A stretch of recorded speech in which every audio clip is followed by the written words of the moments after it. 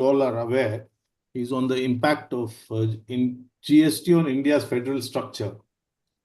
To anchor the discussion today, we have a young research scholar, Ms. Yamini Appikatla. Yamini has done a master's, two master's degrees, in fact, one in political science and another in gender studies.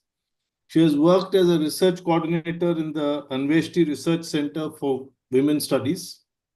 She had earlier participated in one of our webinars with Professor Romila Thapar on the history at Crossroads. She is right now a research associate on a basic income project.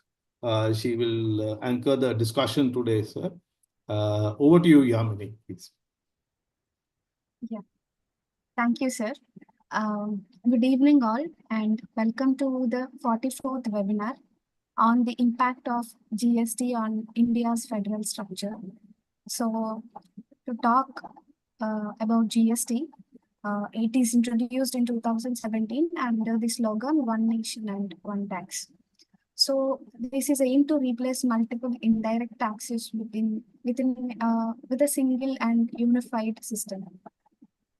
It streamlined taxation and created a common national market. So it also has brought significant changes to the balance of power and revenue sharing between the center and the state.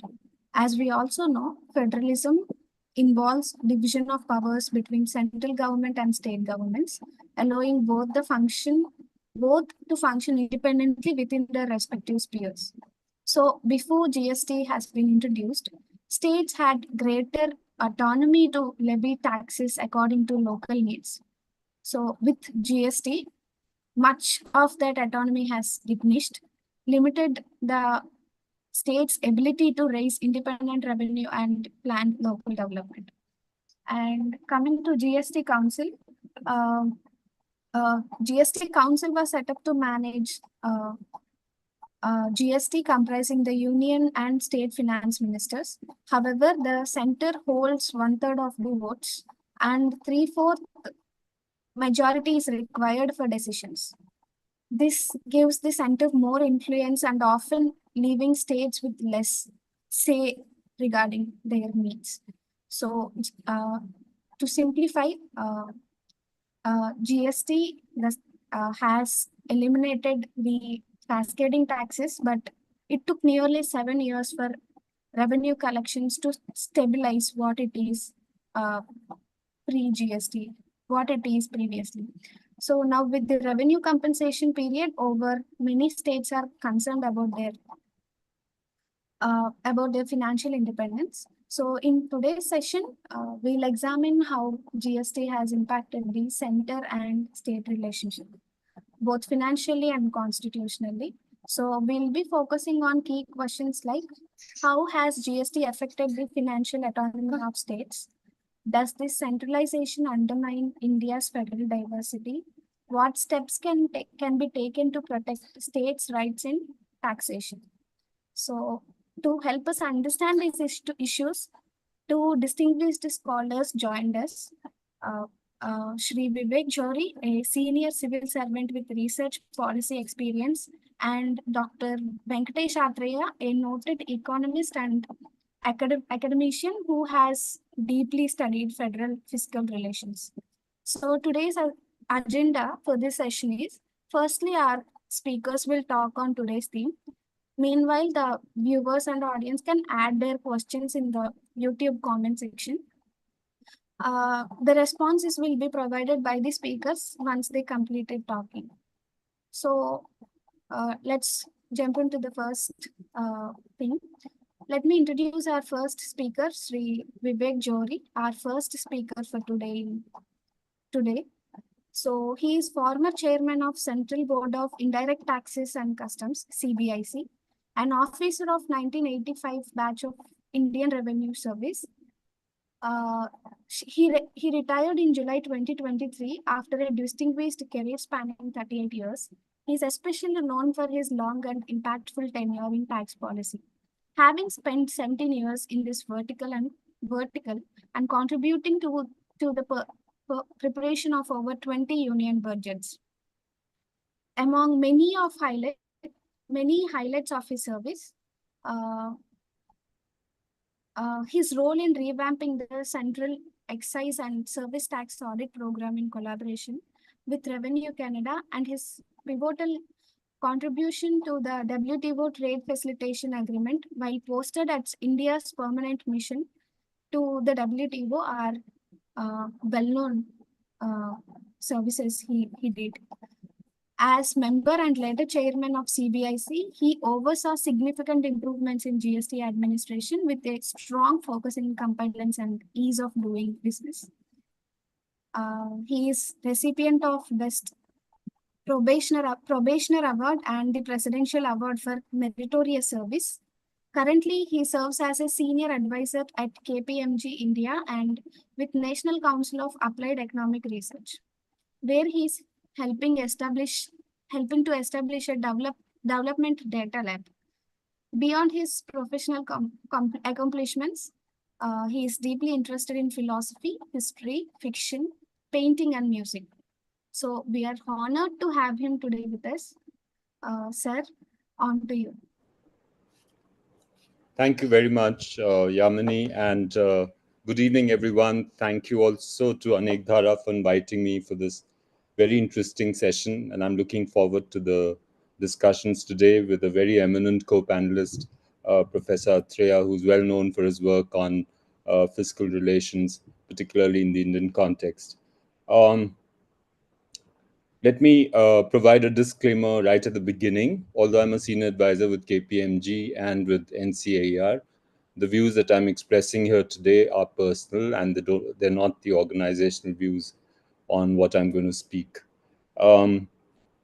So jumping into the discussion right away, we're discussing the impact of GST on India's federal structure. Now, let me begin by saying that it's fairly well recognized that India has what we've called a quasi-federal structure. The implication being that the balance of power is tilted right from the time the constitution was adopted in favor of the central government or the state governments. And that's why it's very often referred to as a quasi-federal structure. And the reason for this characterization, there are many, and they're pretty well known. Some of them in the political realm, of course, are things like the ability to change, the state boundaries, to reconstitute states, the overriding nature of central laws on subjects that appear in the concurrent list, the power to declare emergency and to usurp, in a sense, the legislative powers of the states, by the center. So these are some of the very well-known reasons why India is characterized as quasi-federal. In the fiscal realm too, it would be fair to say that the center enjoys wider taxation powers vis-a-vis the states.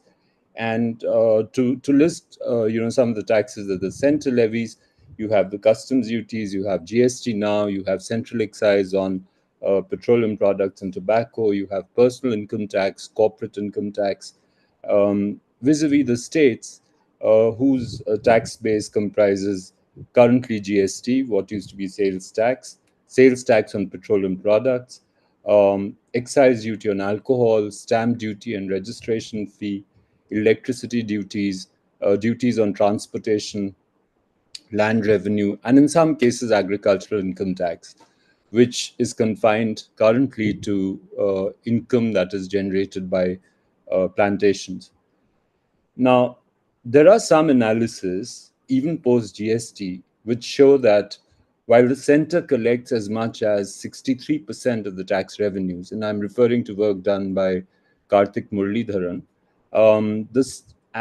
states, collect 37%. That is the balance revenue. Their expenditure needs are actually in a reverse proportion. So it is also recognized that the revenue generation powers and abilities of state governments legally and constitutionally fall short of, their requirements, of expenditure for providing services to citizens. And that is the reason the Constitution envisaged a fairly robust mechanism of the Finance Commission, which is constituted every 5 years, to determine what kind of fiscal transfers will happen from the center to the states. And within the states, you have finance commissions that determine how that revenue or how those funds percolate to the third level or third tier of the federal structure, which is the local governments. Um, Now, in this backdrop, let us also recall the economic imperative for adopting GST as such a big tax reform. uh, all of us would recall that there were serious issues with the tax system that prevailed pre GST in terms of cascading of taxes. Please recollect that we had central excise, which was leviable on the manufacturing part of the value chain, and you had a state sales tax, which is first point sales tax, leviable on the entire value chain from the primary stage till the retail. With overlaps between the two. The center also levied a service tax. The states did not have powers to levy tax on services. Um, so, as a result, there was a fair amount of cascading in the system because these were not vatable taxes. Internally, they were, but from one tax to another, they weren't.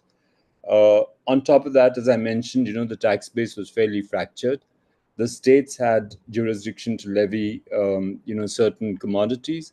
I mean, taxes on certain commodities like alcohol and petroleum, transportation, certain economic activities like transportation, registration of property, stamp duties, and so on and so forth.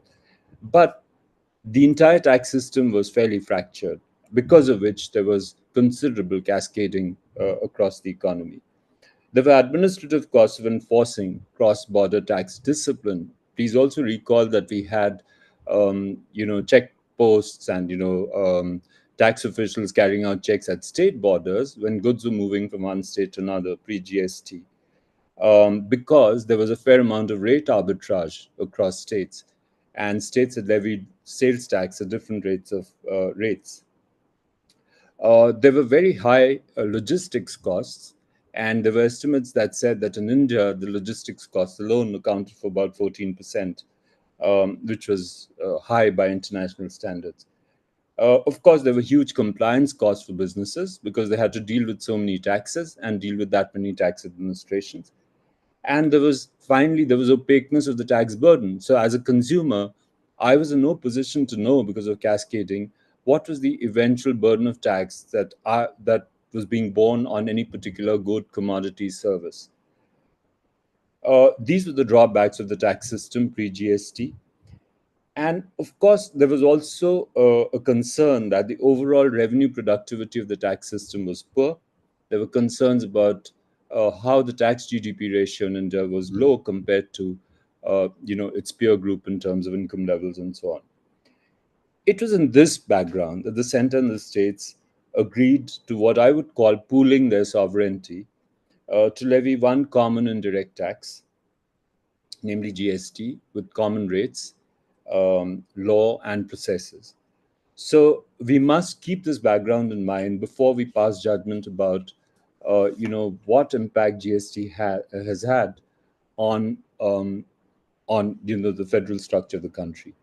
Now, the question that arises is whether the adoption of GST has exacerbated the balance further and worsened it, as far as the states are concerned, and tilted it more in favor of the center vis-a-vis the states. Well, in today's presentation, my view that I'm going to express is that there is adequate evidence to show that at least the situation has not worsened with the adoption of GST. In fact, I would put some arguments on the table just to show that, if anything, there has been strengthening of, a more cohesive relationship between the center and the states as a result of the adoption of GST.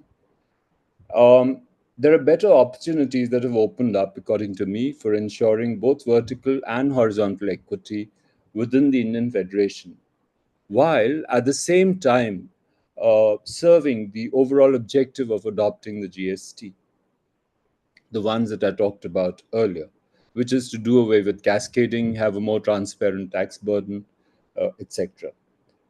Now, I must provide a qualification, which is that actually the process of harmonization of tax rates and business processes for the indirect tax system in the country began not with GST, but with the VAT, which was adopted in 2005.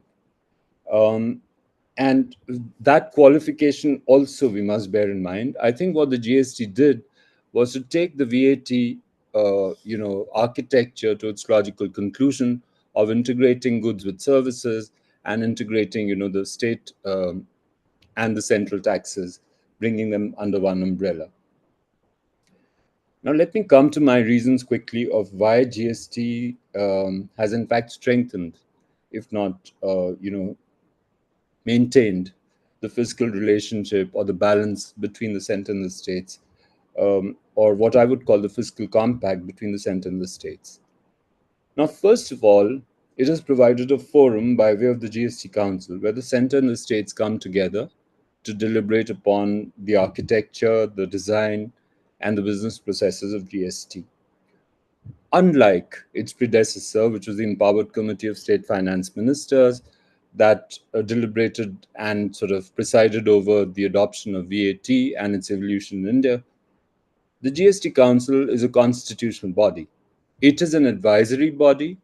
It is quite clear that whatever the GST Council decides are only recommendations that it makes to governments, and it obviously cannot override the legislative competence of the respective legislatures, whether it's parliament or the state legislatures, because they are supreme in a democracy like ours to determine what kind of taxes should be levied, what their rate should be, and so on and so forth. Yet it is a creature of the Constitution. Its functions are clearly defined in the Constitution, and its rules of business are also clearly defined in the Constitution. So it's a contrast to what its predecessor in terms of the Empowered Committee was, which is only a registered society.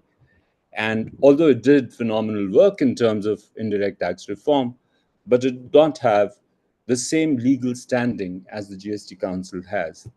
There is literature on federalism which shows that a body of this kind is needed for robust and proper negotiations to happen between the different entities that constitute a federation, uh, and it leads to better outcomes.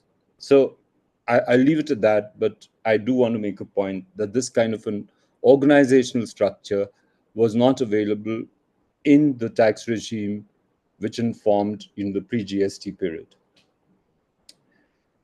It's also incorrect to say that the decisions that are taken in the council are driven by the center. And the reasons are quite clear. First of all, the center's voting rights are only 1/3. The states have the balance 2/3 voting rights. Every state has an equal right, and that is significant, and I'll talk about that in a minute. But actually, you need 3/4 of a majority for a decision to be taken. So should anything be put to vote, you need at least 75% of the votes to carry that through. Now, what that means in numerical terms is that the center has to have at least 20 of the states with it in order for it to push an agenda. I'm using the word very carefully, but if the idea is that the center is the one that drives the agenda and decisions in the GST Council, that is the kind of support that the center would need.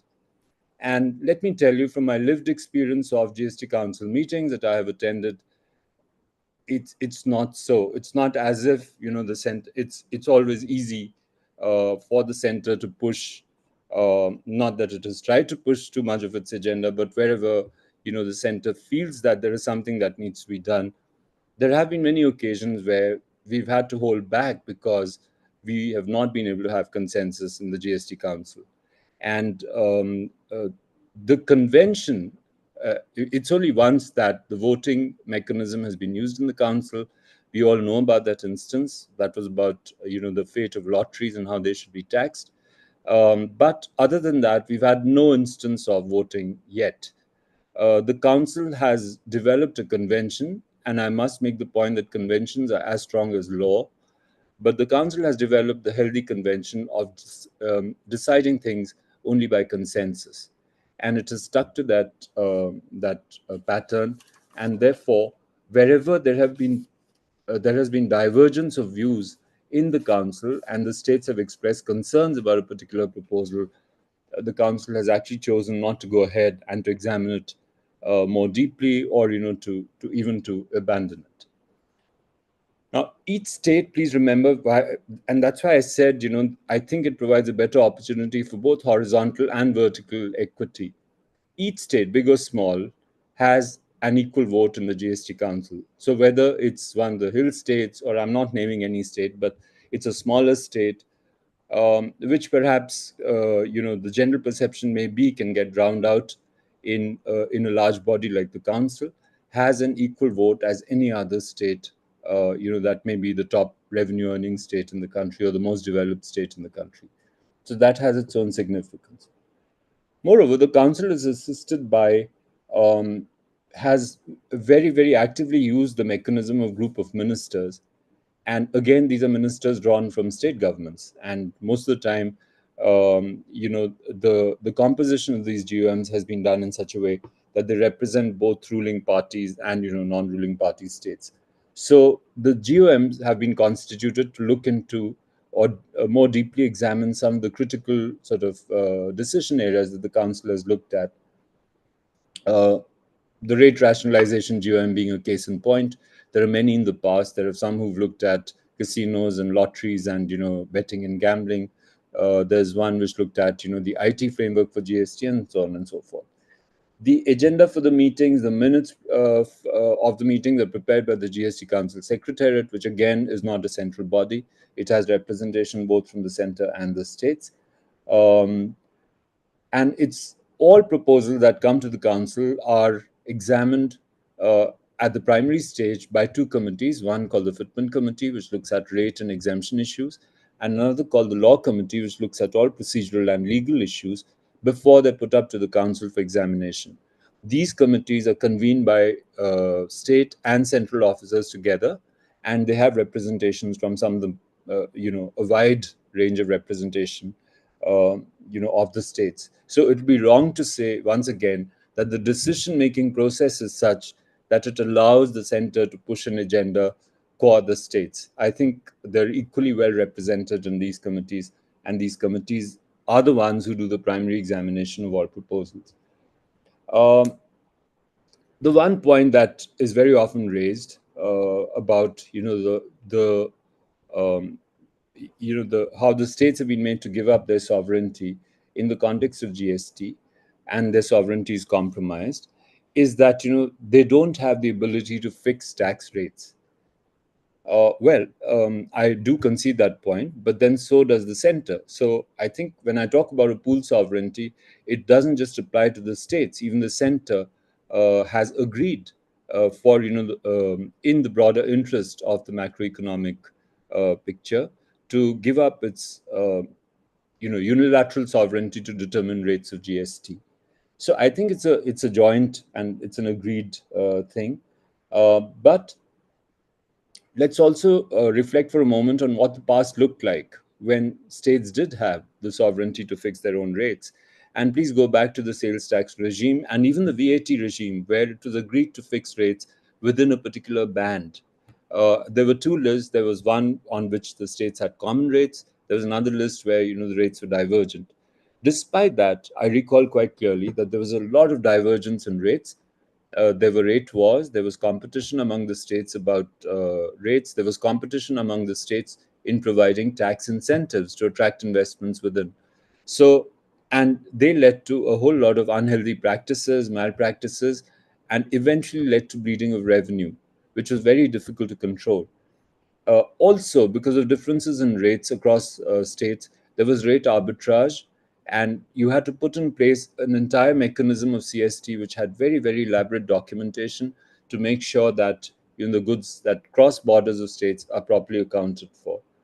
Now, with the coming of GST, you've done away with that rate arbitrage in one stroke. So the rates of tax are not a determinant of where people should invest with state, or where they should stock their goods in warehouses, how goods should move from one part of the country to another. So I think these, the costs of having a rate arbitrage far outweigh the benefits. And keeping that in mind, I would go to the extent of humbly submitting that just having the ability to fix rates does not necessarily mean that, your sovereignty is taken away. What about the administrative ability and the freedom to collect those taxes?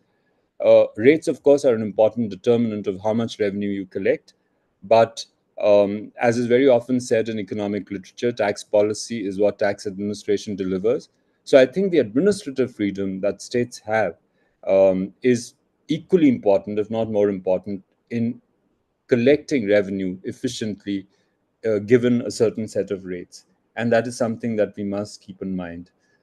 Coming to a few final points, using a common digital platform has brought all states in the center to the same level of evolution in terms of tax administration.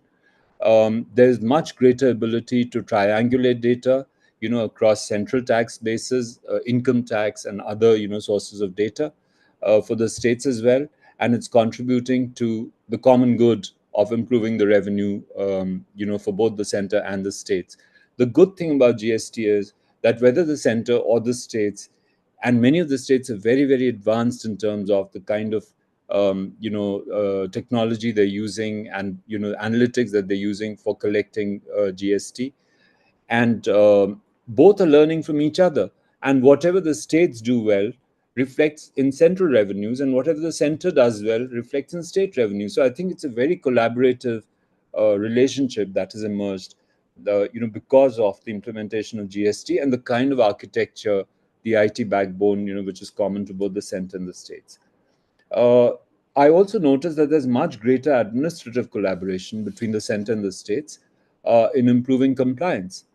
And in a minute, I'll talk about the evidence, that justifies what I'm saying. So whether it's through capacity building of taxpayers or of tax administrators, enforcement drives against fake billing and fake ITC, very successfully done, joint audits of taxpayers, or even conducting taxpayer services. So these are areas in which the center and the states have been working together, shoulder to shoulder, and carrying out these operations so that the overall efficiency of the tax administration improves. Now to come to two very critical data points for to justify and to provide the evidence. One, of course, is the improvement in taxpayer base. Post GST, the taxpayer base has gone up from 60 lakh when we started in 17-18 to about 1.5 crore, which is more than doubled. Now, this is because of the joint effort of the center and the states, and it's for everybody's good. You did not have, I do not recall any period pre-GST where this kind of a growth in taxpayer base of state taxes or central taxes ever took place. Post-COVID, the tax buoyancy has been more than one or equal to one, throughout for each of the years. It's only in 24-25 that it fell marginally short of one. And I'm talking about net tax revenue, not even gross tax revenue. Likewise, the tax GDP ratio has consistently, I'm talking now only about GST, has consistently been, close to about 6% for the center and the states taken together. So I would close there. And, to sum up, it is my perception and view that rather than adversely impacting the fiscal sort of federalism in India or the federal structure in India, the advent of GST has actually strengthened the relationship, at least in this realm, which is the tax realm or the fiscal realm, between the center and the states. I would rest my case there, and of course, I'd be happy to answer any questions. Thank you very much.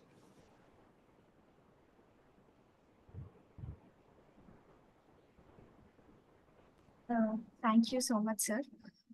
You just highlighted that GST is a joint consensus-based system where decisions need 75% support with equal votes for all states, whether big or small. So committees from center and state examine proposals before they're tabled.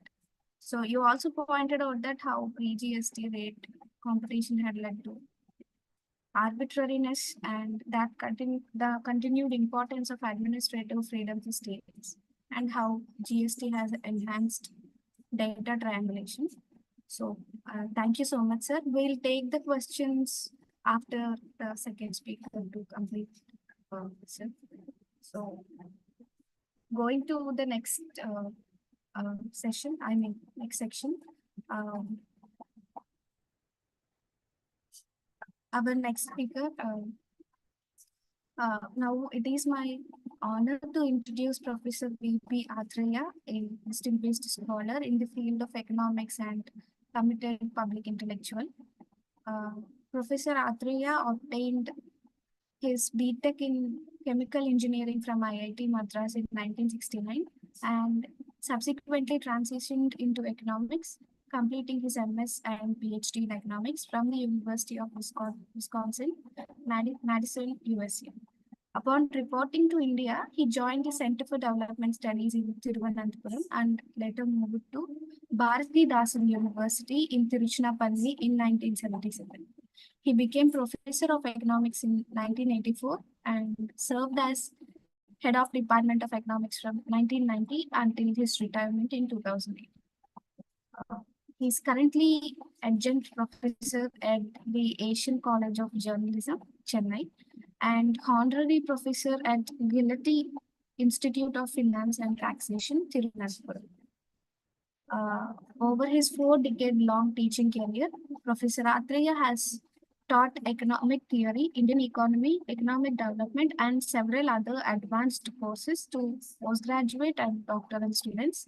He has authored and co-authored over 800 research papers, reports, and 5 books, including Barriers Broken on Agrarian Change in Tamil Nadu, Literacy and Empowerment, and Marxian Political Thought. So Professor Atrea has held visiting positions and fellowships in numerous reputed academic institutions in India and abroad. He has delivered several endowments and invited lectures across premier institutions and served in key academic and administrative roles, including as acting Vice Chancellor, Registrar of Bharathidasan University, Chairperson of Postgraduate Boards of Studies, and member of the Senate, Syndicate, and standing committees in several central and state universities. He has also served on various government committees and have been consultant to central and state governments, UN specialized bodies, and development agencies from several countries. Beyond academia, he has been deeply engaged in public life. He served as the All India President of All India People's Science Network and of the Tamil Nadu Science Forum.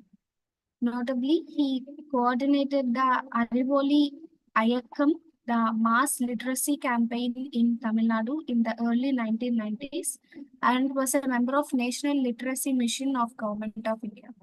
In recognition to his contributions, he has received several awards and honors, the most recent being the Distinguished Achievement Award for Political Economy in the 21st Century from the World Association of Political Economy in 2014. So we are truly privileged to have him with us today. So, sir, on to you. Can you hear me?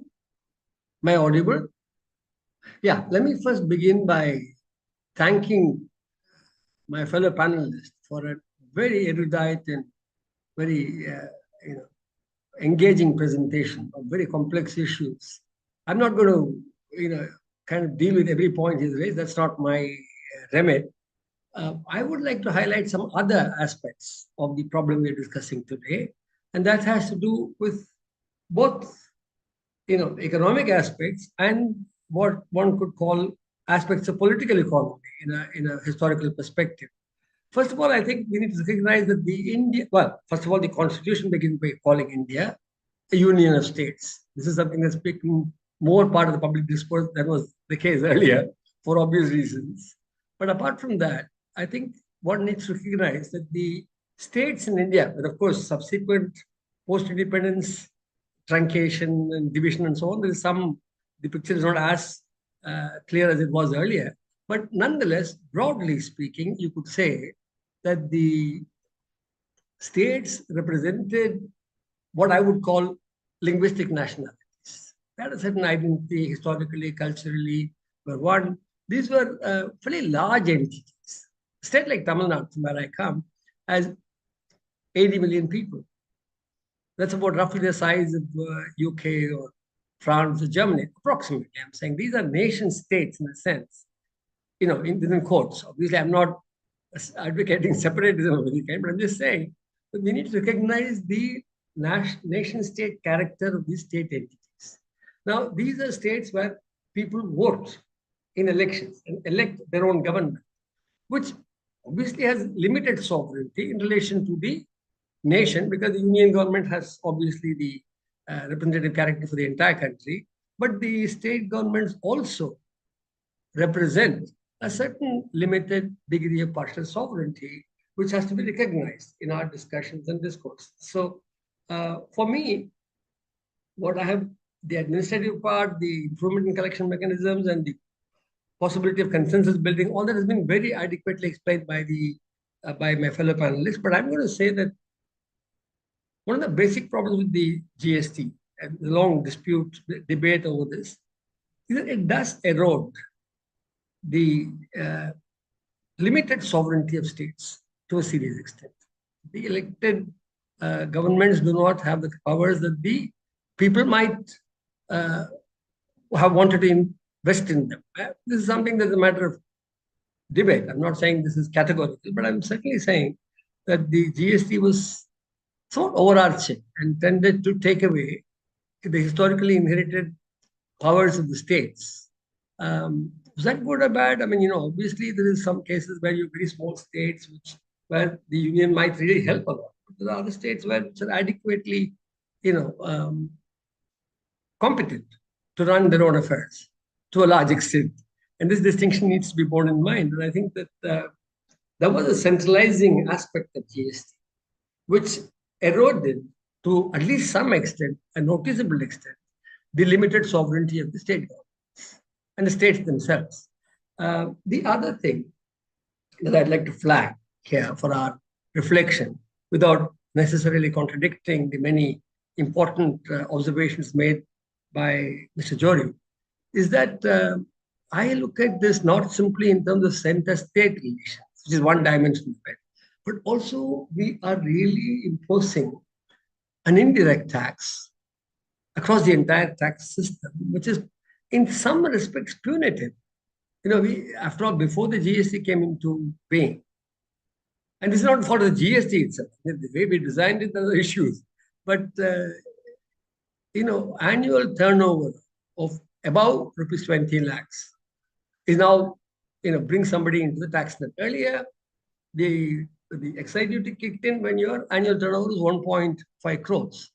So that's a big reduction, which means that you're bringing into your tax net a lot of small players.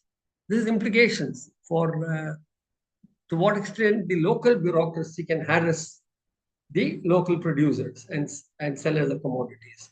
And I think we could have had a much larger, a much higher limit. But of course, the states were keen on getting revenues. This is the whole thing. I mean, what Mr. Johri pointed out, the more or less unified approach of states and center, or the union and the states, as I'd like to call them, has partly to do with the fact that both are interested in raising their revenues. And both are not particularly concerned about what happens to which sections of the population. So in class terms, as a political economist, I would say in class terms, there's not a great deal to choose between the union government and the state governments, unfortunately, for the most part.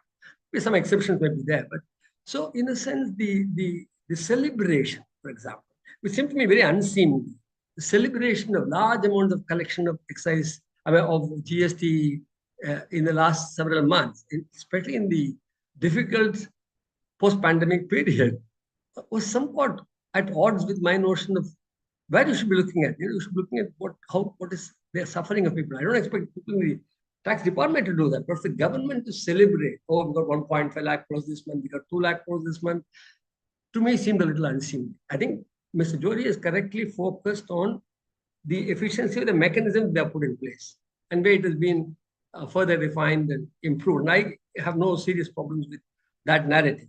But I think that in terms of taxation, it will be difficult to discuss the GST in isolation. We must look at the overall tax system in this country. And that is not, I know that is not the remit that we were given, but I would like to extend it because it suits my argument. So I really seriously think that if you look at the Indian tax structure and if you look at the tax GDP ratios, for example, yes, as Mr. Johri said, tax GDP ratio under GST has improved, right, in the last few years. But the tax GDP ratio for the country as a whole still remains a miserable 16%, 15.5%, or thereabouts. In fact, unfortunately, after 2018, I don't see the annual publication Indian public finance statistics at all. And I remember asking, what about, I'm good friends with some of the civil service in Tamil Nadu. I asked one of the senior people, the finance secretary, what's happening? He said, I'll go to Delhi and check and let you know. And that's where it stands. This is about 5 years ago. So obviously there is some hesitation to bring back and put together this Indian public finance statistics. Will give you a more transparent picture of what's happening. So I would flag the point that for the country as a whole, about 65% of the combined tax revenue of the union government and all the state governments put together is the indirect taxes. And as any elementary student of economics knows, indirect taxes fall very unequally on the poor in relative terms. The share of their incomes and their budgets, this is a much greater burden. And for the very big guys at the top, they can actually put this extra burden into their prices because we have a fairly monopolistic economy. We have a large degree of oligopoly in most industries. So if you take the overall structure of the economy, the presence of oligopolistic elements across the board, the indirect tax is a punitive measure on the poor. I recognize that you can't altogether avoid it. When you're trying to raise resources for development, you're going to have some of that. But I think the balance of taxation should shift in favor of more direct taxation. And there the narrative, especially under the neoliberal period, and over the last decade in particular, has been, no, but that will hurt incentives. If you tax corporate sector, if you claim that you want, where was the logic for reducing the corporate tax rate from 30% to 22% in October 2019? When the claim was that, businessmen are not happy, certain recession coming in the economy. But we went from maybe unusually high rates earlier in the 70s and 80s, but to exceptionally low rates now. In fact, our 22% is about the same rate as the Trump regime had earlier, in late 2010s. So I think there is a case looking at the issue not simply in terms of GST, although that was your remit. I've, for my convenience, chosen to expand it a bit. We need to look at taxation in a more holistic perspective. And the 2 points I'm making it, one is that we must recognize states as entities having a distinct national linguistic identity and therefore having elected governments and therefore entitled to a much greater degree of autonomy than they currently have.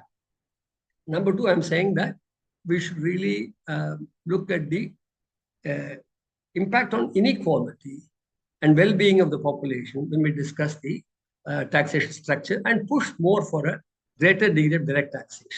Of course, problems of evasion will come. They'll have to be dealt with. Just as the way we are dealing with problems of evasion in GST, the same anxiety is not displayed in relation to the tackling of evasion in the direct tax structure. It's important that we pay the same moral attention to that as we do to the nitty-gritty of GST. So I think it's important that should be stated up front as part of the larger discussion. We can't, if we only discuss GST in isolation, it will become a discussion of what are more efficient ways of implementing whatever exists on the statute. I don't think that does justice to the larger issues of taxation that, as a political economist, I would like to flag. Mr. Johri certainly is entitled not to flag them because it's not his remit. And I've chosen to extend the remit deliberately because I want to make this point that we need to look at it. Whatever he has described is very useful for me in looking at how things have been put all that. But even there, what has made it functional, Mr. Johri, I would suggest, is that both parties are interested in increasing the rate. It's not any concern for the people. So wherever they are united on increasing revenues, and they're so anxious about revenues are going down and all that. I remember all these discussions in the earlier period, pre-COVID period, So in that sense, the states are as complicit. Current state governments are as complicit as the union government is in terms of what has emerged as the indirect tax structure and the burden that it has imposed on people. I mean, the burden of indirect taxation is really quite heavy for people. And the fact that those at the highest levels can pass on these burdens via the command over pricing in the market adds a dimension of inequality also there that needs to be kept in mind when we discuss these matters. So, this is some of the points I want to make. There are many broader issues. You see, first of all, we should go back to this 20 lakh thing. I'm sure the 20 lakh thing was, small states said 10 lakhs. So I don't think it was a union government imposition. I think the state government's anxiety to get more revenue led them to prescribe these very small ceilings. I think we should go back to a much larger, ceiling from which most of the small and micro and medium producers will be exempt. Then we have more manageable taxation system, more effective taxation system, and less harassment of the poor. I don't know what Mr. Johri has a lot more experience than I do in this matter, but I'd appreciate hearing from him on the possibility of reducing the burden on the very small players. And we should really look at some of those reforms. I don't think the state governments or the union government are going to be particularly enthusiastic. For them, it means loss of revenues. But I think we should raise that flag, that issue, and look at it.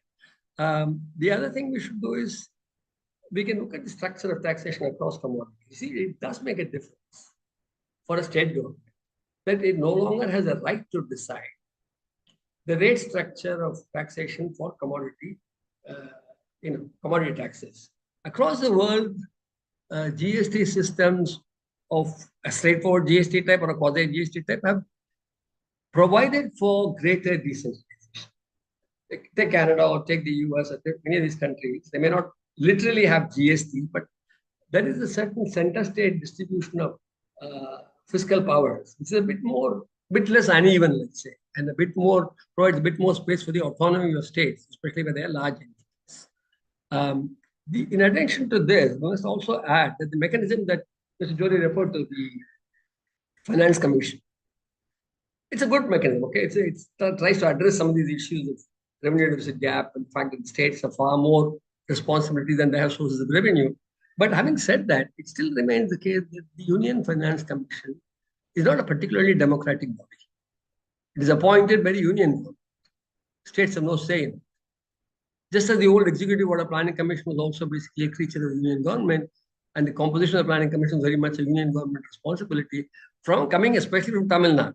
You might understand my angst, that I think there should be greater role for the states in deciding these key constitutional bodies, who's going to be there, what should be its limit, and so on. So that's something I'd like to add to this debate, expand the frame of the debate. And I think we need to look at a more democratic mechanism. But at the end of the day, I want to come back to a basic point, which is that as long as you have a neoliberal policy frame, as long as you believe that any new measure of taxation on the rich will be hurting their incentives, you won't get very far.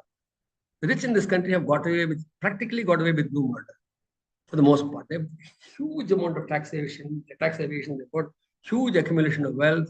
I'm not grudging them. I'm only saying that there must be some way they can contribute to the national development. And I think, if you look across countries and look at the tax GDP ratios, we're probably just somewhat behind Burkina Faso or something like that, but we really can't have 16%. We should be able to raise it. We have a target of raising it for a period of time. This narrative that if you tax the rich, they will not invest, that's a bit too much. It should be possible to modestly raise tax rates and collect them efficiently without harassing the taxpayers. And if there is you look at the numbers, look at even the last 5 years, the major contributor to the investable surplus has been public sector companies, right? So, if you can actually ensure that the large corporate sector, which increasingly today is also not just Indian, but also multinational in the Indian economy, we must make sure they pay their share of taxes fairly. So some changes in that direction I would certainly want to explore. And I think Mr. Johri is particularly competent to offer his suggestions on that. I think I will basically stop there. I mean, there are a lot of numbers we have. I also have some numbers, but there's no point in discussing numbers. I think basically we are now agreeing that GST system has brought in a certain measure of efficiency, a certain consensus building among the states and so on. But remember that this consensus, so-called, is often a forced consensus, because the union government, party at the union government level has been also a party at many state governments, and they have made no bones about it. They've said we are a double engine thing, we want a double engine sarkar. All that narrative, very crass narrative that say you elect a double engine sarkar, you get more benefits. So we are living in a political economy culture of the ruling party at the union level, basically trying to push its agenda across the country. Naturally, they would. That's why they are there. So we need to address this issue of restoring. And I'm not even talking about the erosion of the powers of the states by the union government vis-a-vis the concurrent list and the state list and the union list. I mean, look at education. The new education policy practically wipes out the states in the matter of education policy. The record of the union government in terms of centrally sponsored programs and center-state joint programs, and slowly reducing their contribution to these programs. It's all there for us. It's all on the table. And I'm sure, since it was not the remit of the session today, Mr. Johri didn't talk about it. He knows it very well, better than I do, I'm sure. But there has been a great deal of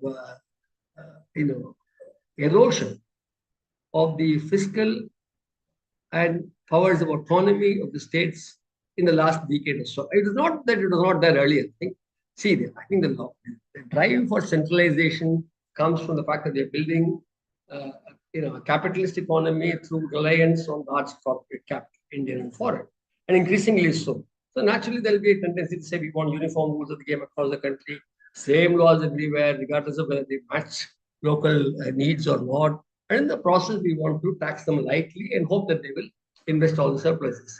That model lies behind your tax system as well. And we need to fight that. We need to work to change it. I'm being upfront about my agenda. I think we need a much, much fairer taxation system. Thank you.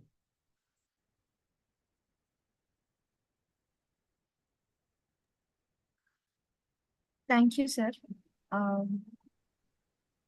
So you reminded us how states born out of linguistic nationalism often placed limited sovereignty, and your emphasis on viewing taxation through a class lens, especially the burden of 65% indirect taxes falling on the lower classes, is really powerful. You also have mentioned that there is a need for a more democratic mechanism in constituting the Finance Commission.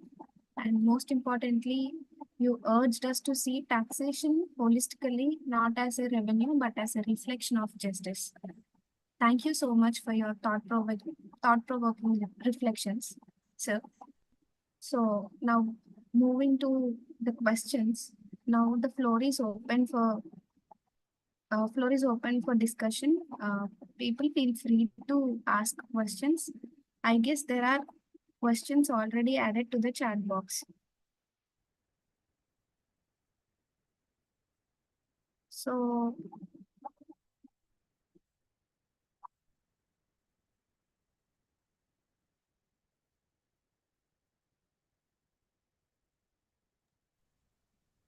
you pick and pose the questions to the panel. Yes, sir.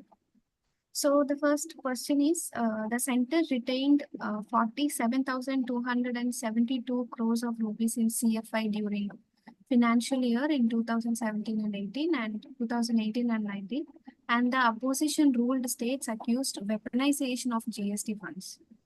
The problem seems eased out. Is this accusation a mere trust deficit and political rhetoric, or is it true? If so, to what extent is it true? Is the first question, sir.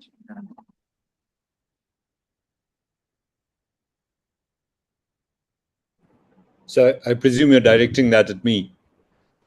Yeah, correct. Yes. Yeah. Okay.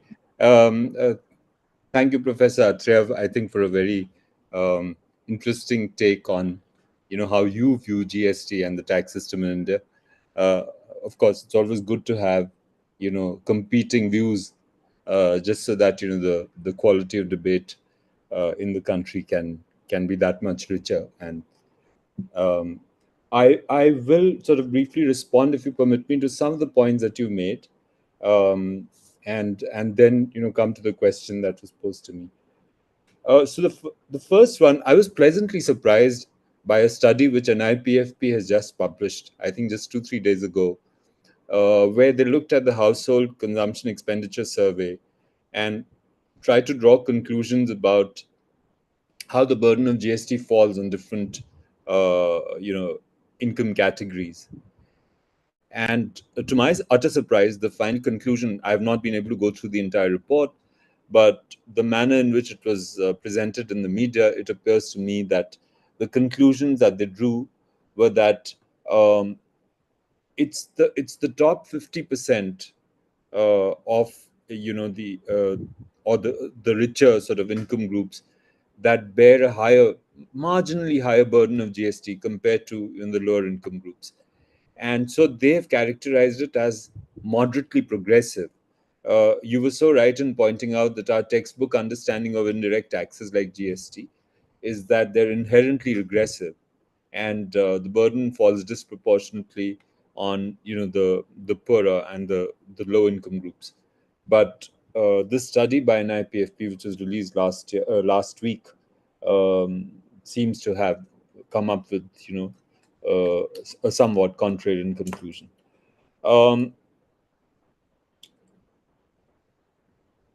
The question that was posed to me about the I think it was about settlement of funds and whether in the initial years of GST, and whether that was that accusation by the states was correct or not.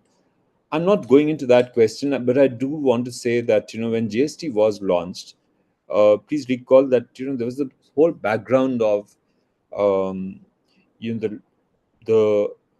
compensation sort of wars that had taken place between the center and the states. And the states in the run up to GST, quite early on in the discussions, were promised that because GST was on the anvil, they were asked to reduce the CST rate was reduced from 4 to 3 to 2%, and they were offered a compensation in return for that. And there was some element of that compensation also. But in that phase, there were a lot of problems that the states faced, and I'm just recalling anecdotally, in sort of claiming that compensation. And there was a lot of procedure they had to go through, and they had to give CAG certified sort of documents about revenue collections and what was the rate of growth of revenue. And then somewhere in between, that formula for compensation was also changed. So in that background, I do concede that there was some sort of trust deficit between the center and the states. But the way it was fixed when GST was launched was that there was a legal mandate for the center to provide compensation to the states for at least a period of 5 years. In the initial period of GST, there were some problems in actually arriving at that settlement because of lack of data. The digitalization had not happened fully, and therefore, the expectation that the data would flow automatically to the center to settle, the claims of the states was perhaps not happening. But after a while, I think the compensation funds were released to the states, and the equation settled. So that is what my recollection is about that phase, and I thought I'll put it on the table, for whoever's questioning this for their benefit. Can I also respond to this question briefly? This question that has been discussed by my colleague. Can I also respond to it briefly, which is that? Please, sir, please respond. Yeah. I wanted to check what the chair had to say on this. We are all quite disciplined, you see, having taught in institutions. I just want to say that, and the point is made in one of the following questions about exclusion of cesses and surcharges, divisible pre, whole, etc., etc. But before that, I just want to say that I'm just trying to say exactly what this is. You must remember the context in which GST was brought to effect. We had this, what in my view, I don't know, Mr. Johri may or may not agree with this, we had this disastrous demonetization exercise in November 2008. No, 2016, sorry. November 8, 2016. For all the claims that are made about it, it actually threw the economy into a real tailspin, especially weakening the unorganized sector. GST came very soon thereafter, 2017, June 30th. I didn't want to refer to the unseemly spectacle of the parliament being brought together to celebrate this new tax as a second day of independence. This is political theater, as absurd as it must have sounded to many of us. But that's a by number sideshow. But I think some of the initial problems of GST had to do also with the fact that the demonetization thrown the economy out of gear, and it took a while for the economy to get some degree of stability. So, I'm not against GST per se. I'm not against the idea of GST because you can't have an ideal situation where there's no indirect tax at all. Obviously, you'll have indirect taxes, but we need to ensure that the way we design it, the burden falls less. On that point, coming to the point that is making about this article, relying on the 22-23 Household Consumer Expenditure Survey, it is true that since the upper deciles spend far more than the poorer deciles, they will naturally have a higher share of the GST that they are paying. But that doesn't clinch anything. I mean, the fact that the poor have had to reduce their consumption possibly might contribute to why they have not been major sources of GSTs. GST might become less regressive simply because the poor are out of the net. So, I don't make the inference from that you have made. I mean, there are issues to be discussed there. Of course, we've always had serious issues with both NIPFP's estimates and NCA's estimates on household consumer expenditure surveys. And this has been discussed quite a lot in the literature. I don't want to go into that. So I think we need to discuss this some depth to arrive at understanding. This is not perhaps the forum for it, but sometime I will take the cue from you and go and look at those numbers and see what sense I can make of it. So at this point, I want to flag because when the poor consume very little, their absolute share of contribution to GST will be much less. But as a share of their budgets, what is the number?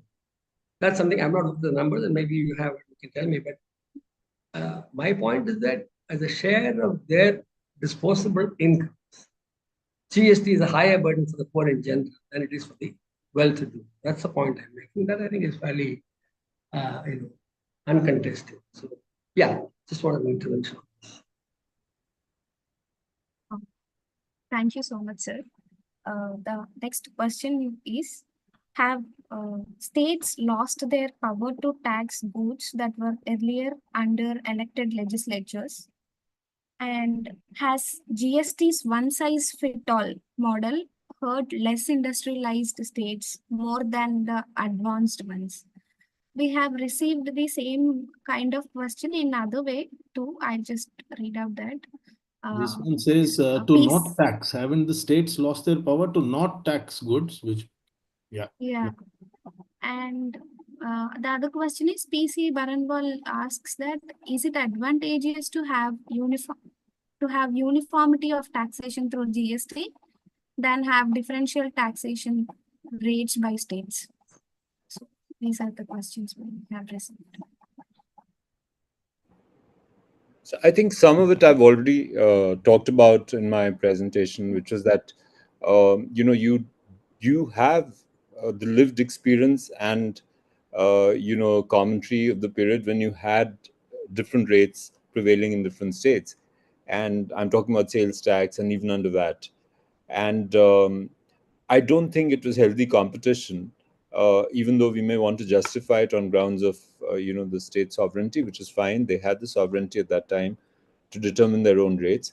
But I think, as I pointed out earlier, the burden of what is called the deadweight loss in the economy of having rate arbitrage and having people artificially sort of manipulate transactions to get around the rate arbitrage and take advantage. I think the deadweight burden of that was much more than the benefits, in my view, and I've already expressed that view. So I do see some merit in having uniformity of taxes because what does the evidence also show us? After GST is launched, the most people would admit that first of all, it's become much easier to transport goods across state boundaries and to carry on business. For small businesses also, it was unimaginable for them to export goods within the country from their state to some other state. But with the advent of GST, they find it much easier to do that for two reasons. One, it's easy to transport goods without any hindrances. And two, it's easy because the rates are the same, there is no need for them to resort to all kinds of documentation and CST forms and all that. And three, because input tax credit is available across states. Now, these are three big benefits of of having GST and having uniform rates across states. Likewise, I mean, there are studies to show that the logistics cost in the country has gone down after the implementation of GST, and the logistics chains have become much more efficient. Many businesses don't have to set up warehouses in every state just so that they can overcome the differences in rates. So I think there are advantages, at least I see at the macroeconomic level, in having uniform rates of tax. Now, one size fits all, the question says whether that approach is being problematic for less industrialized states as compared to progressive states. In fact, please also remember the GST is a destination based tax and it's a consumption VAT. So the revenue accrues to the state where the consumption takes place. And if you look at the revenue growth study the revenue growth of, state-wise under GST, you'll find that many of the non-industrialized states have actually gained from GST, and the rate of growth of revenue has been quite robust post GST because it is no longer a tax which is applied only by the origin state. The revenue finally accrues to wherever the consumption is taking place. So these states are net importers of goods and services, and therefore they benefit from the GST in as much as it is a destination-based tax. So that is what I have to say in response to that. Thank you, sir. We have many questions here. I can just the have one next comment. Can I Yes, make sir, one please comment go. on this? Yeah, yeah. Which is that, you see, Kerala, for example, initially the Kerala Finance Minister at that time was, supporting the same argument about consumption-based states gaining in this process. Later on, they had discussed matters and kind of changed their mind. So, it's not as unambiguous as it seems. The point that you made is correct, that within the limits of what you've said, yes, I mean, one can see that. But on the other hand, I think the implications of loss of sovereignty are not easily evaluated. And over a period of time, it does make a difference. If I have a different pattern of development that I want to promote, then I must have some, flexibility in the different forms of taxation. And in particular, as I said earlier, the 2019 October reduction of corporate tax rate to 22%, which meant an annual 1.45 lakh crore loss, as declared by the Union Finance Minister, who still remains Union Finance Minister now, sorry, down the downtime. But that was some measure that had no consultation with the states. Every time the Indian government makes changes in income tax rates, corporate income tax rate, personal income tax rates, it is violating, it is ignoring, let's say, the implications of this for the states. So I think something needs to be addressed. How do we bring the states into the mechanism of deciding direct taxation? It may not be in the constitution as of now, but if you can change, if you can do GST, why can't you also discuss the other thing, that discuss taxation holistically, and see if we can restore some degree of state sovereignty of states as well, with the determination of direct taxes. I mean, it could be chaos. Again, one could of course discuss, and just as in the case of GST, we arrived at a consensus. It seems to be working smoothly from whatever you said. Why can't we think? Because as long as in my view, as long as the class nature of the state governments and the union government remains what they are, there is not much room for optimism. But eventually, hopefully, that will change, and we can think of more optimistic possibilities. Yeah. Yeah. Thank you, sir. Thank you, sir. Now we have moving to the next question. Why haven't governments brought petroleum and liquor under GST despite its potential benefits? Is one question. I am not sure if this is asked by Datta Gurka and S. Kumar, or are they others who had raised these questions? And the second question is, on what basis is the HSSN classification done under GST? Thank you. So, well, personally, if you ask me, I'm a great votary of expanding the tax base and bringing petroleum and liquor under the GST. Fortunately for us, petroleum is sort of already, in a sense, mandated to come into GST. It's only the time that has to be decided by the council. The reason that is held back, that this has been this has not seen the light of the day, is mainly the fear, again, of either loss of sovereignty or loss of revenue. Now, there is a solution around that, and that has been put on the table by many commentators and economists, and that is also the model followed in many other countries, which is that you can have, you can bring petroleum, for example, under GST, apply the standard rate of GST to petroleum products so that, it becomes a vatable tax. There is no cascading because of it. And over and above that, you can have a sumptuary excise duty to recoup, whatever revenue you want to recover from the product. Likewise, for some of the demerit goods like tobacco and alcohol and things. But I think the concern that state governments obviously had was that if this continues to be an area where they have some degree of freedom in determining the rates and applying and collecting the taxes. And I think they're reluctant to give it up until, I think, GST revenues stabilize a little more. Maybe when revenues do, they will be willing to bring them under the GST net. But I think some beginning needs to be made. You can phase it in, you can bring it in phases. You can start with natural gas. There was some movement, 1 or 2 years ago about bringing natural gas under the GST net, but it has not happened yet. And once again, this just goes to show that there has to be political consensus around the country for these kind of changes to happen. And once again, so it just again proves the point that it is not as if the center can force these decisions on the states any longer, even if they wanted to, because there are checks and balances, and the way the council works, it will not be possible to do so. So I think we have to await that consensus and that common view to emerge before this can happen. As far as HSN is concerned, it's a very well-recognized nomenclature for classifying goods for the purposes of trade. And we chose to adopt that because, first of all, it's already being used on the customs side, and goods that are imported into the country also bear the GST.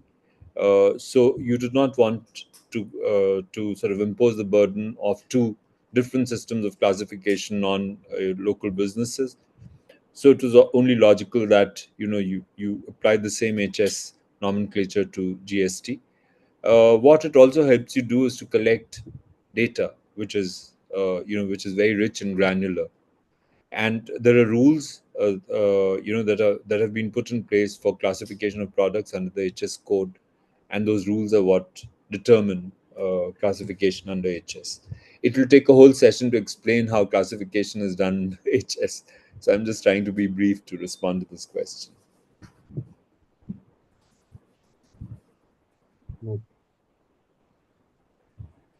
Atreya has to pitch in, but you would like to. Okay, moving to the next question. It is about cesses and surcharges, which are excluded from the divisible pool, reduce funds available to states, shrinking their share of gross tax revenue from 48.2% to 35.32% over the same period. How has the rise in non-devolvable cesses and surcharges by the center, increasing from 5.9% to 10.8% of tax revenue, between 2015-16 and 2023 and 24 impacted states' share of divisible pool?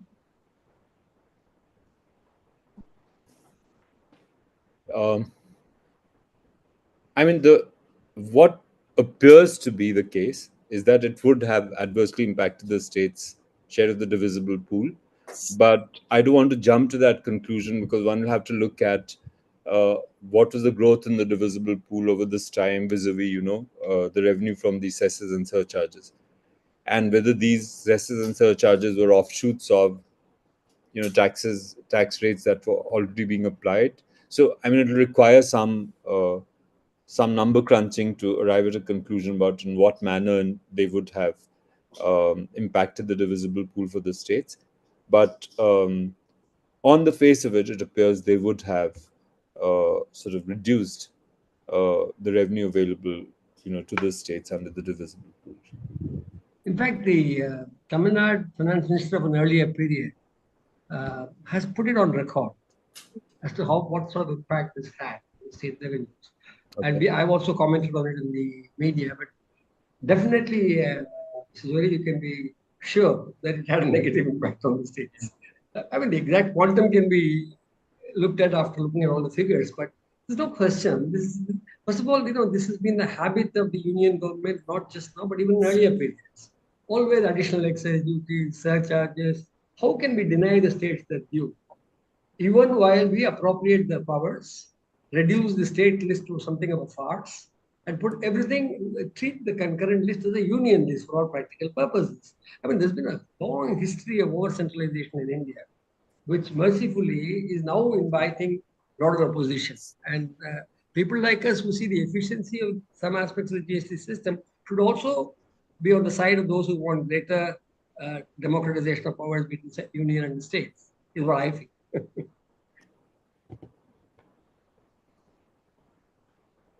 Yeah. Yes, sir. Thank you. So moving to the next question.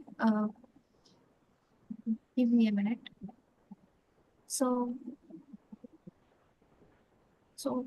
GST Council doesn't have any say on cess and surcharge revenue. They are not shared but retained by center and increasing from 10% in 2012 to 13 to over 18% in recent year. It reduces the 41% state's share of divisible pool. Is it not erosion of federal structure? Is the next question. I think this is already answered. I think. Yeah, yes, sir. Reduce the divisible. See, you say that does it reduce the 41% share? It does not. The 41% will be there. The divisible pool will be smaller than before. That's the distinction. That's very straightforward. Yeah. The next question is, was the government right in having different rates for GST ranging from 5% to 28% instead of one flat rate of 10% or 12%? And the next question is, the fundamental principle of democracy being no taxation without representation, have the elected governments not been deprived of their responsibility, especially on indirect taxes, which affect the lowest income strata? Isn't there merit in decentralization there so that elected governments can tax according to their needs? Okay, I mean, this is some sort of a how shall I put it? I can't call it a misunderstanding. That's too big a word, but you see, we must recognize what is the role of the council. The council is recommending rates to the legislature. The council can never be the legislature, and this was very actively debated when GST was being implemented. Because at one stage, if you recall, in the earlier version of the constitutional amendment, those of you who followed it would remember that there was a provision which dealt with dispute settlement between states and between the center and the states. The fear at that time was, and in retrospect, a lot of things look different, but at that time, the live fear which many of us, not just in government but even outside had, was if you were to unleash GST, and have, rate wars and those kind of things, even under GST, people deviating from, the agreed rates, how would you deal with it?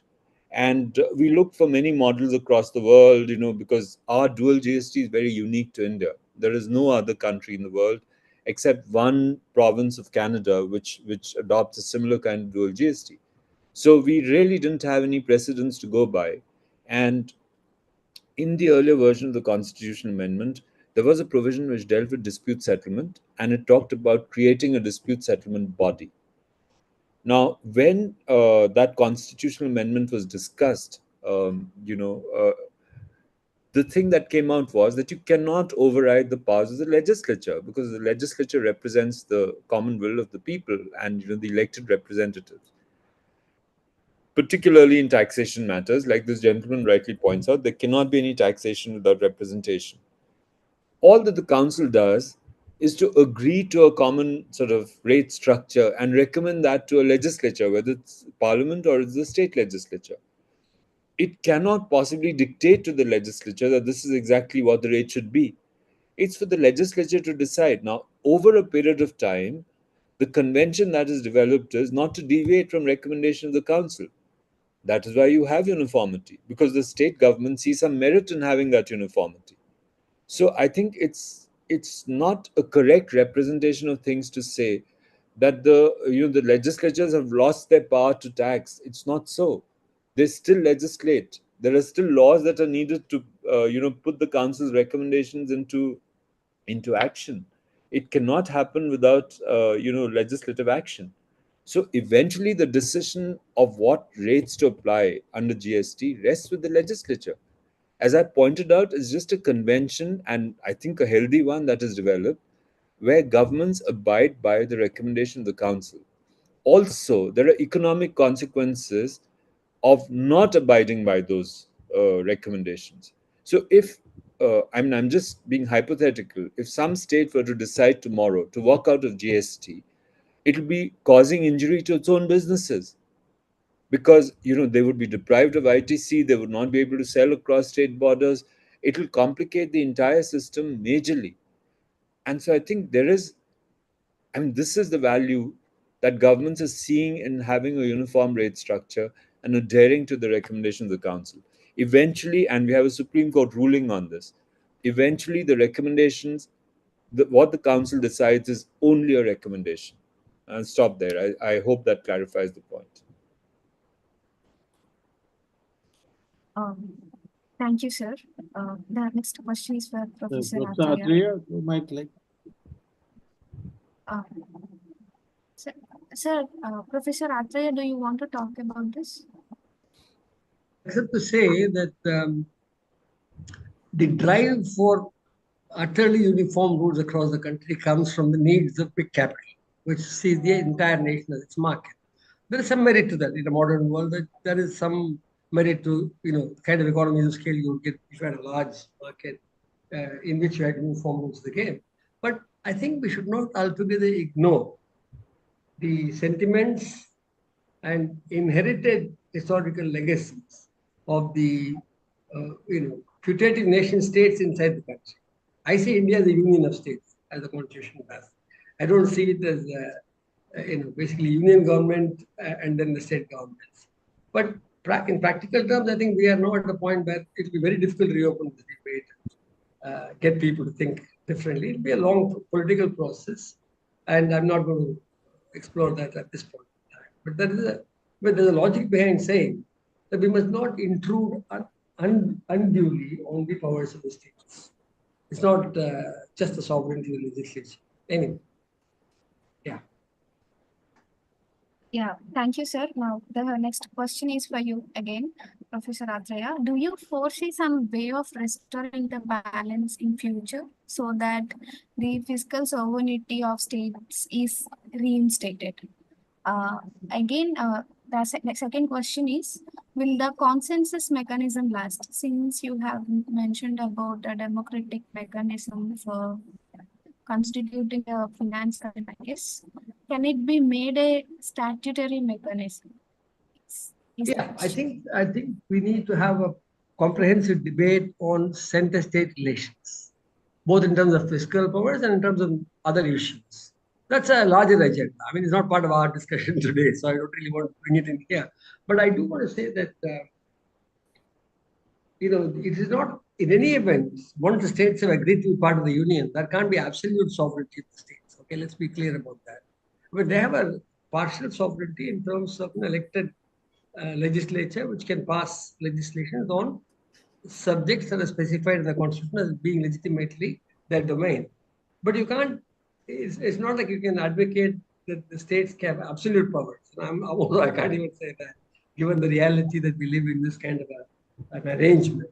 So, in the long run, without sacrificing the efficiencies that come from economies of scale and so on, having an authority over a larger territory, if we can accommodate far better the aspirations of the states. See, the problem is the aspirations of the states are not the same as the aspirations of the state governments. There are people, right? So if we, in other words, we cannot discuss this with a purely national or nationality approach. Class also has to come. That's much more complicated debate. I don't want to get into it here. But it's something that we need to discuss, keep discussing over a period of time. And hopefully, as all good people will do, arrive at some kind of a consensus. Let's see. Yes, sir. The next question is again for you.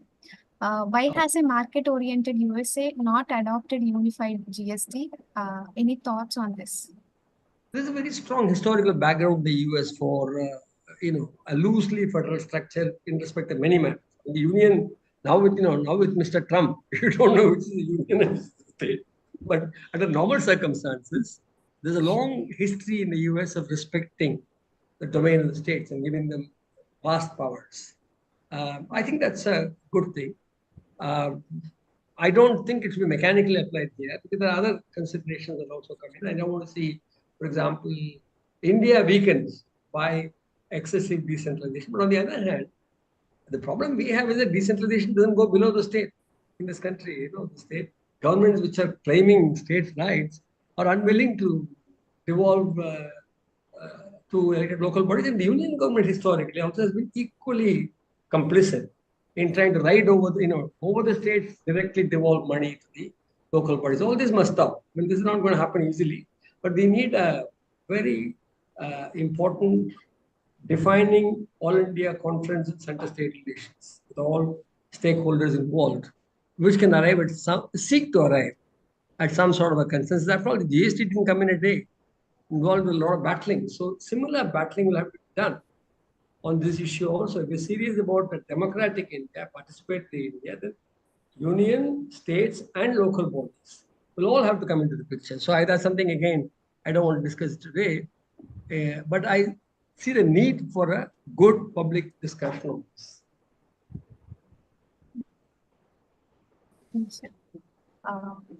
And the next question is, the center takes lenient approach to direct taxes, including corporate tax cuts from 30% to 22% and 15% for new manufacturing. It caused a revenue loss of 1.45 lakh crore in 2019 and loan waivers 17 lakh crore worth of NPAs, which do not benefit states proportionally. These direct tax policies are fully structured. Structure is the question. Are these fully structured? Shall I answer that one? Yes, sir. Yes. So, well, look, before I come to that question, I think the debate today is circling around efficiency versus equity argument.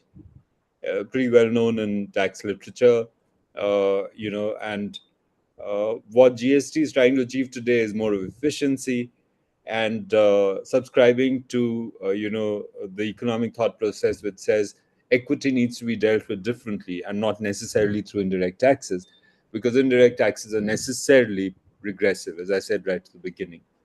And so there is a school of thought, and a pretty loud one and a pretty sort of established one, which believes that equity should be dealt with more through direct taxes. That's one part, and Professor Atreya talked about that.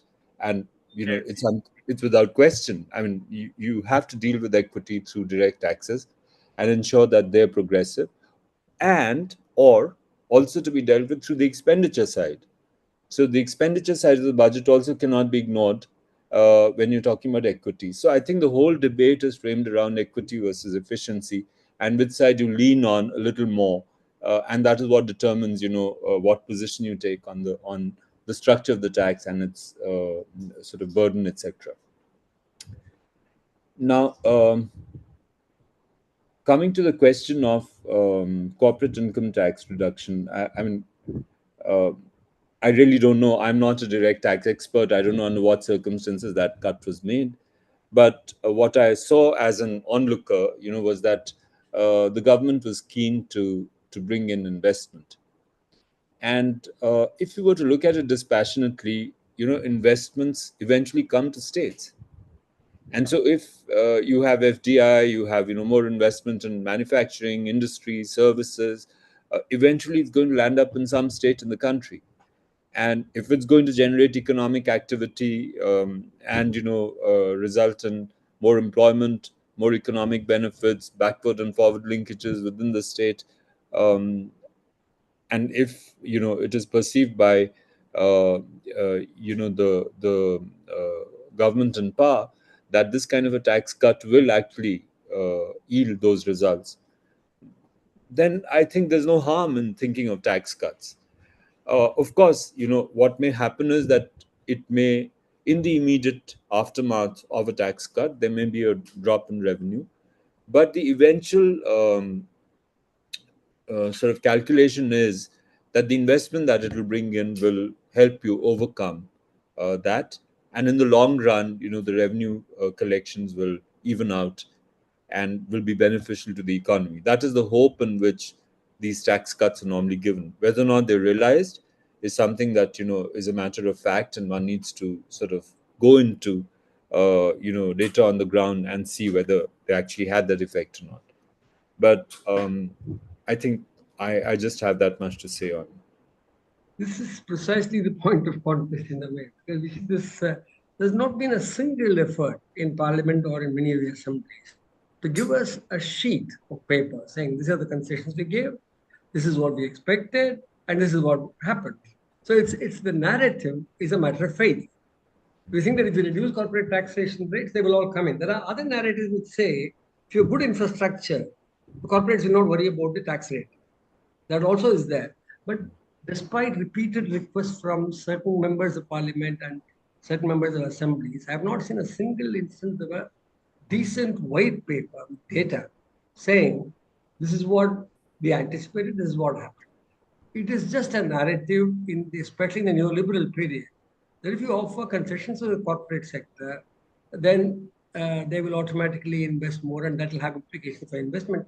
It might very well have the implication that once corporates are incentivized to invest on their own terms in states, they might decide that the 8-hour working day is a very bad thing and follow these dignitaries who've been talking about 70 hours a week and 90 hours a week working days. So, this is absurd. I mean, I've seen this happen in Tamil Nadu. There's been a big fight about it. But in all our economists generally don't look at working people in their discussions. They have these abstract models and look at GDP, they look at these kinds of macro aggregates. But I think in the real world out there, people are fighting for their livelihoods. If you give me evidence that corporate investment comes in and creates so much of employment and state's income increases, why would I object? Even if I had reservations about the democratic nature or otherwise of the working or the labor process, I'd be, willing to consider it, because you have to live in the real world and you have certain challenges in attracting investment. But why do we rule out implicitly, not you, not me, but implicitly in this whole debate, the prospect of public investment, which historically has served us well, but we have built a narrative that says, oh, public investment is inefficient, public investment won't do. We have to get the global corporate sector to come and invest. We have to get up, and we have seen track record of big capital in this country, whether it is talking about airlines or other sectors. I don't want to paint them with a black brush, but I'm just saying that there needs to be some rethinking on this naive narrative. It's not naive, it's actually in the interests of the big capitalist classes, but presented naively that these are guys who will come and invest. What's the point of giving it to the poor? They will waste it, so on. I think, and then this whole notion which is spread by in this country by the finance minister and the prime minister at one point, that corporates are wealth creators. This is an extraordinary statement. People work, things get produced. Nature is there, labor is there, work takes place. Management has a very important role. You can't simply say corporates create. They couldn't create any wealth in the COVID when factories were closed. So we need to recognize the role of labor in the production of wealth. Unfortunately, even the middle classes are not ready to recognize that. I'm saying it's a matter of fact. I'm not saying, therefore, we should not have any laws against indisciplined labor and so on. No. But I think we need to we implicitly ignore the key contribution of labor, both intellectual and manual kind, in the production of wealth. And I think we need to change the narrative. We need to have a more balanced narrative that recognizes the value of corporate investment, but also recognizes the need to make sure that it functions within a certain democratic framework. That's a much larger issue. I'm not expecting anybody to answer, but I'm just saying that's how I would look at it in a more comprehensive fashion. Yeah. Thank you, sir. We have other question from Kala. Is it right system while levying the GST rates in agricultural products like coconut and its value-added products? Yeah. I'm not sure whether GST is levied on coconuts. I think all primary products are exempt, but processed products, I'll have to check. I don't remember, the rates applicable to coconuts. But my understanding is that by and large, it's processed products that are taxed under GST. So, and that, as the extent of value addition increases, the GST kicks in. So raw coconuts perhaps are not levied to GST, but I stand corrected. Yeah. Fine, sir. And we have a comment. GST has avoided double or multiple taxation. It has increased tax collecting for center and state governments. Although it has made public poor, taxation in India is huge as compared to facilities, is the comment we received. I guess that is it with the questions and comments. Is it, sir? Yeah, can I just make one comment on this? You see, the problem is in the discourses, especially in the mainstream media, a lot more attention is given to the importance of incentivizing corporates. A lot less attention is given to the critical role that other factors of production play in the economic process. That balance needs to be redressed. And for example, if we have, as in Tamil Nadu, we have a breakfast scheme for school children. First reaction from the media is these are freebies. I've sat on the UPSC interview board, and Mr. Johri would vouch for this. There are guys on the board from the civil service who say the government wants me to, provide certain benefits to the poor, which may violate the state's fiscal deficit. I will not do it. Now, you are a civil service bureaucrat. There is an elected government.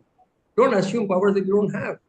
So, Mr. Johri was very careful in formulating whatever he formulated. But there is a culture in this country, and it's not just civil service at the all level. It is at all levels, it is percolated to all levels, where you just think that the poor don't matter, that they don't know. There is a whole culture of denigrating working people and the poor. Unfortunately, I've seen it a lot because I've been on both sides of the fence over a long period. And I think that our culture has to change.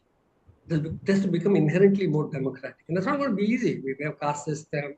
We have everything possible to counter and place obstacles in the development of a democratic culture. That has to be fought if our economic measures are to succeed also. Thank you. Yeah, thank you, sir.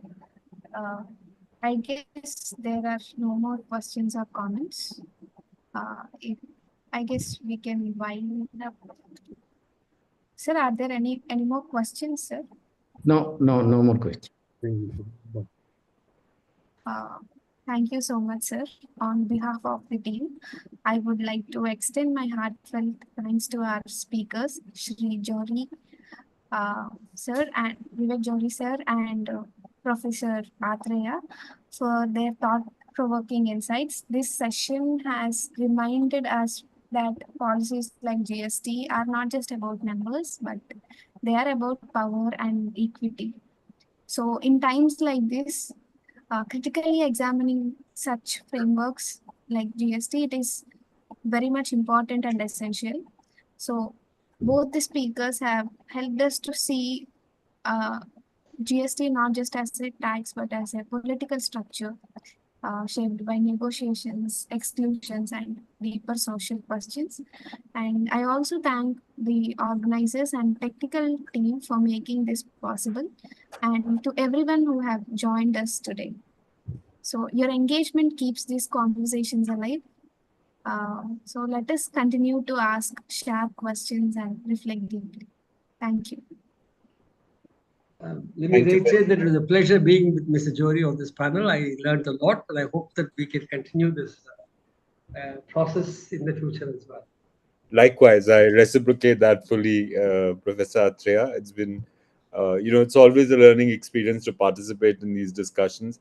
And there are new insights you get, there are new points of view that you pick up. So it's been equally enriching for me. Thank you so much for having me over. Thanks to the organization that sponsored this. Very nice. Just one announcement before we close. That is our next webinar of Anekdhara is on 31st August. It's on enumeration, the delayed census, revision of electoral rolls, and the impact on people. Professor Johri has agreed to speak, and Professor Himanshu from JNU. We hope to have equally interesting discussion then. So please join us on the last Sunday of next month again. Thank you so much. Thank you, all, sir. Thank you. Are we allowed to exit now? Yeah. Thank you. Thank you very much. Thank you. Thank you, Vivek sir. Thanks a lot. Thank you, sir. Thank you, sir. Thank you, Smita. Thank you, Yamini and everybody else. Yeah, thanks, Yamini. Thank you, sir. I think you did very well as a moderator. Thanks. Thank you, sir. Thank you, Madhu, and the team.